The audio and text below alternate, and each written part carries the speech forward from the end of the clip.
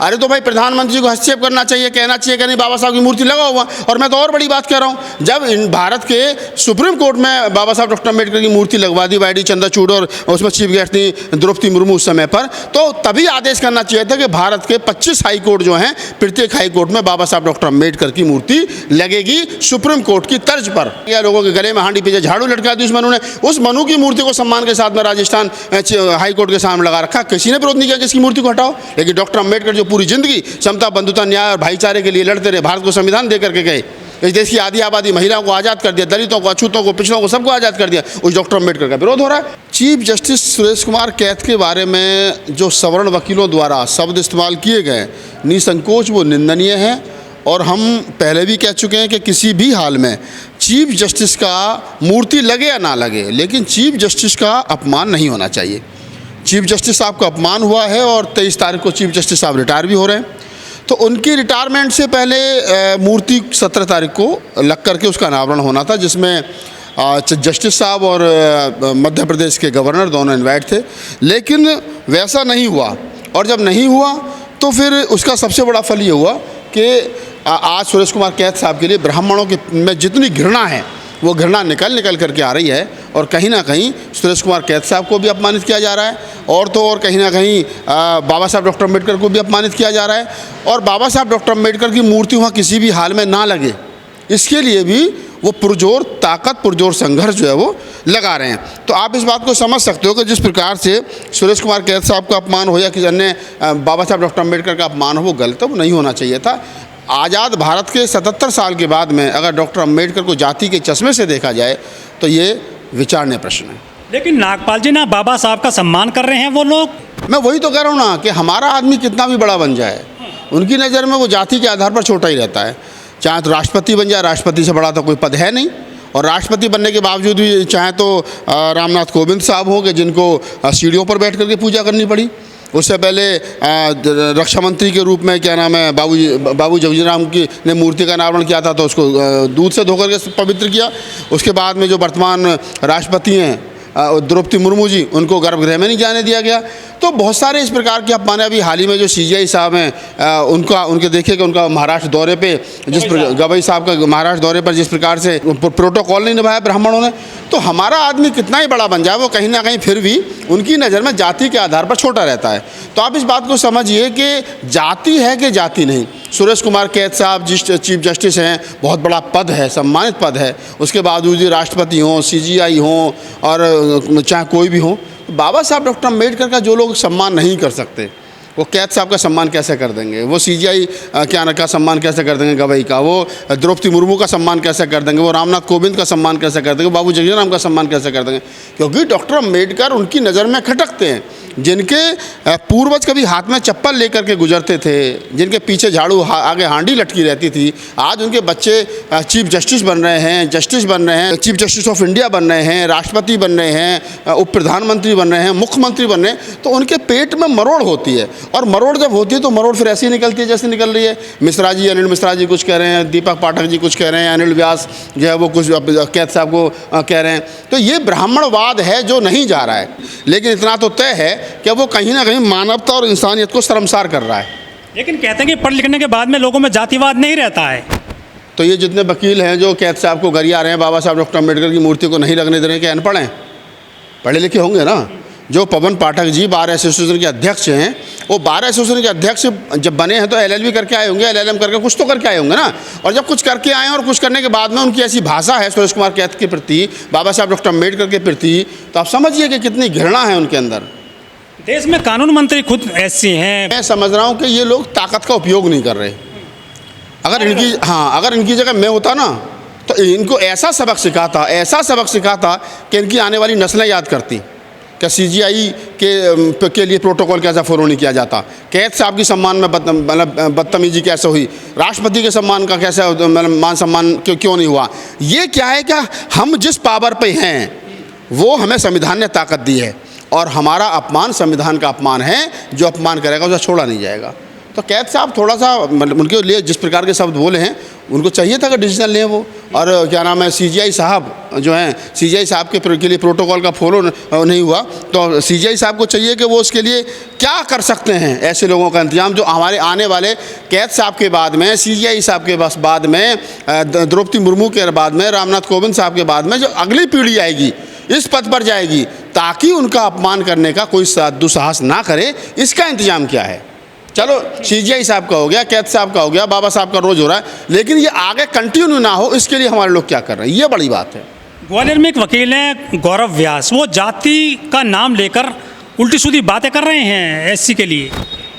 गौरव व्यास सीधी सी बात है, पंडित जी होंगे, ब्राह्मण होंगे, और ब्राह्मण कैसे कैद साहब का सम्मान कर लेगा भाई, ब्राह्मण कैसे अम्बेडकर का सम्मान कर लेगा। मैंने तो कहा था कल के भाई तुम्हारे रिश्तेदार हैं बाबा साहब डॉक्टर अम्बेडकर, बाबा साहब डॉक्टर अम्बेडकर की दूसरी पत्नी ब्राह्मण थी वहाँ, सविताबाई अम्बेडकर, तो कम से कम उसी रिश्ते के नाते डॉक्टर अम्बेडकर का सम्मान कर लो। क्या तुम्हारे रिश्तेदार हैं वो? अगर तुम तब भी सम्मान, ये भी नहीं तुम्हारे हजम नहीं हो रहा है कि वो प्रथम कानून मंत्री थे, तुम्हें ये भी हजम नहीं हो रहा है कि डॉक्टर अम्बेडकर इस देश के सबसे ज़्यादा बुद्धिमान व्यक्ति थे, वो डॉक्टर अम्बेडकर भारतीय संविधान के शिल्पकार थे, तुम्हें कुछ भी बर्दाश्त नहीं हो रहा है, तो यही बर्दाश्त कर लो कि कम से कम वो और तुम्हारी ही जाति साथी उनके पति भी थे, इसलिए उनका सम्मान कर लो, तुम्हें क्या दुख है उसमें। तो ये क्या है ना कि जाति के आधार पर लोगों को बड़ा और छोटा देख रहे हैं। अभी भी ना जाने हमारे लोगों, मैं तो कह रहा हूँ कि तुम इतने बड़े जातिवादी हो तो देखो ना, देश के अंदर जितने दलित टॉप मोस्ट नेता हैं उनकी सबकी घरवाली जो है वो ज़्यादातर ब्राह्मण है। जितने दलित नेता हैं ज़्यादातर की घरवाली ब्राह्मण है। लड़की देने में दिक्कत नहीं है, दामाद बनाने में दिक्कत नहीं है, लेकिन बाबा साहब की मूर्ति वहाँ नहीं लगेगी, इस बात में दिक्कत है, सम्मान नहीं देंगे। तो क्या है ना कि ये अंदर का ब्राह्मणवाद है, ये नहीं निकल रहा है कैसे भी, ये नहीं जा रहा है कैसे भी। लेकिन नागपाल जी सवाल ये भी उठता है कि जब चुनाव आते हैं तो बाबा साहब की तस्वीर सभी नेता कंधे पर लेकर चलते हैं, जब उनकी प्रतिमा लगाने की बात आई है वो दूर दूर तक नजर नहीं आ रहे हैं पूरे इस मामले में। मैं तो और बड़ी बात कह रहा हूँ, मैं तो ये कह रहा हूँ कि इसमें प्रधानमंत्री को हस्तक्षेप करना चाहिए। प्रधानमंत्री तो बड़ा आरएसएस और प्रधानमंत्री तो बड़ा कहते हैं कि साहब हम तो बाबा साहब के पंच तीर्थ स्थान बना दिए, हमने ये कर दिया वगैरह वगैरह कर दिया। अरे तो भाई प्रधानमंत्री को हस्तक्षेप करना चाहिए, कहना चाहिए कि नहीं बाबा साहब की मूर्ति लगाओ हुआ। और मैं तो और बड़ी बात कह रहा हूँ, जब भारत के सुप्रीम कोर्ट में बाबा साहब डॉक्टर अम्बेडकर की मूर्ति लगवा दी वाईडी चंद्रचूड़ और उसमें चीफ गेस्ट थी द्रौपदी मुर्मू उस समय पर, तो तभी आदेश करना चाहिए था कि भारत के 25 हाई कोर्ट जो हैं प्रत्येक हाई कोर्ट में बाबा साहब डॉक्टर अम्बेडकर की मूर्ति लगेगी सुप्रीम कोर्ट की तर्ज पर, और वह चीफ जस्टिस स्टेट और क्या नाम है गवर्नर स्टेट दोनों हाजिर होंगे, दोनों की अध्यक्षता में लगेगी। तो आप कहें क्यों नहीं लग सकती है? जब सुप्रीम कोर्ट में लग सकती है तो फिर मध्य प्रदेश की नई बिल्डिंग में बाबा साहब डॉक्टर अम्बेडकर की मूर्ति लगने से दिक्कत क्या है? हाँ तो मूर्ति लगी हुई है मनु की राजस्थान हाई कोर्ट में, उसका किसी ने विरोध नहीं किया। कहा, मैं तो कल भी कहा था एक इंटरव्यू में, राजस्थान के हाई कोर्ट के द्वार पर मनु की मूर्ति लगी है, जिसने देश की आधी आबादी महिलाओं को शिक्षा से वंचित रखा, देश के शूद्रों को शिक्षा से वंचित रखा, देश के अछूतों को शिक्षा से वंचित रखा, लोगों को रोड पर नहीं चलने दिया गया, लोगों को पानी नहीं पीने दिया गया, लोगों के गले में हांडी पीछे झाड़ू लटका दी उस मनु ने। उस मनु की मूर्ति को सम्मान के साथ में राजस्थान हाई कोर्ट के सामने लगा रखा, किसी ने विरोध नहीं किया कि इसकी मूर्ति को हटाओ। लेकिन डॉक्टर अम्बेडकर जो पूरी जिंदगी समता, बंधुता, न्याय और भाईचारे के लिए लड़ते रहे, भारत को संविधान दे करके गए, इस देश की आधी आबादी महिलाओं को आज़ाद कर दिया, दलितों को, अछूतों को, पिछड़ों को, सबको आज़ाद कर दिया, उस डॉक्टर अम्बेडकर का विरोध हो रहा है। क्यों? क्योंकि कुछ लोग इस देश के अंदर असमानता, इस देश के सौहार्द को खराब करना चाहते हैं, मनुस्मृति लागू करना चाहते हैं, देश को हिंदू राष्ट्र बना करके अपने आप को श्रेष्ठ साबित करना चाहते हैं, इसलिए वो ऐसा नहीं होने देते। अरे कानून मंत्री खुद ऐसी समुदाय से आते हैं, डर किस बात का है? कर दें आदेश। कानून मंत्री राजस्थान से आते हैं अर्जुन राम मेघवाल, और मुझे जितना पता है कि शायद वो सभा है उनकी जहाँ से वो जीत करके आते हैं, और उसी राजस्थान में के हाई कोर्ट के दरवाजे पर लगी है मनु की मूर्ति। तो अर्जुन राम मेघवाल से हम तो अब भी कह रहे हैं कि आप लॉ मिनिस्टर एक ऑर्डर करो ना कि उस मूर्ति को हटाओ वहाँ से। आप तो कानून मंत्री हो, और कानून के मंदिर के दरवाजे पर ऐसे आदमी की मूर्ति लगी है जो रोज़ जिसने आधी आबादी महिलाओं को 90% आवाम के खिलाफ लिखा है। तो हिम्मत नहीं है, मैंने कहा हिम्मत नहीं, हिम्मत होनी चाहिए। हमारे लोग, खास तौर से राजनीतिक लोग, उतना उछल कूद करते हैं दूसरी पार्टियों में जितना आरएसएस और बीजेपी करवाती है, उससे ज़्यादा वो नहीं बढ़ते। वो कहते हैं, गाना था ना कि जितनी चाबी भरी राम ने उतना चले खिलौना, तो जितनी चाबी भरी मोदी ने, भागवत ने, उतने हमारे लोग उछल कूद करते हैं, उससे ज़्यादा उछल कूद नहीं। बाबा साहब के संविधान से, कोटे से जो चुनाव जीत कर जाते हैं MP MLA विधान परिषद में, वो भी सामने नहीं आ रहे हैं इस मामले में कूद कर कहीं भी।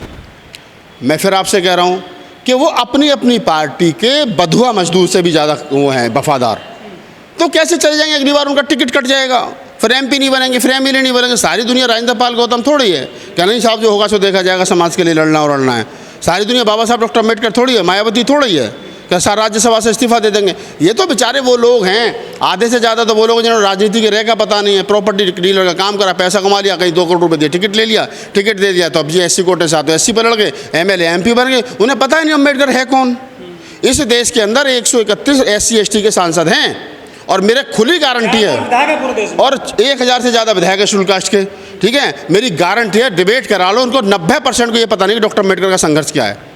ये तो बस चुनकर के आ गए हैं पार्टी के रहमो करम पे, इनके किसी के पास 4 पैसे हैं चंदा धंधे का करके तो आ गए, इनको बाकी अम्बेडकर के मूवमेंट से, फूले अम्बेडकरी आंदोलन के मूवमेंट से इन लोगों को कोई मतलब नहीं। और मैं हर मंच पे कहता हूँ कि फूले अम्बेडकरी आंदोलन नेताओं के भरोसे नहीं चल रहा है, वो मेरे जैसे फक्कड़ों के भरोसे चल रहा है, रतनलाल जैसे लोगों के भरोसे चल रहा है। मुट्ठी भर लोग हैं देश में बोलने चालने वाले जो निर्भीक होकर के बोल रहे हैं, अपनी जान जोखिम में डाल करके बोले, उनके भरोसे चल रहा है। अरे सर, करोड़ों की आबादी है SC ST की, पूरी दुनिया में इस पूरे मामले की जो है खबर फैल गई है कि बाबा साहब की प्रतिमा जो है खतरे में है मध्य प्रदेश के ग्वालियर में। इसका रिजल्ट कैसा देखते हैं आप फ्यूचर में? देखिए, इतना तो मैं बता रहा हूँ आपको। अभी मैं गांव गया था 3 दिन पहले, 2 साल के बाद में, तो जैसे ही मैं गांव की तरफ बढ़ा बुलंदशहर से, तो मैंने हर गांव में 10-20 झंडे बाबा साहब की जयंती पर लगे हुए देखे।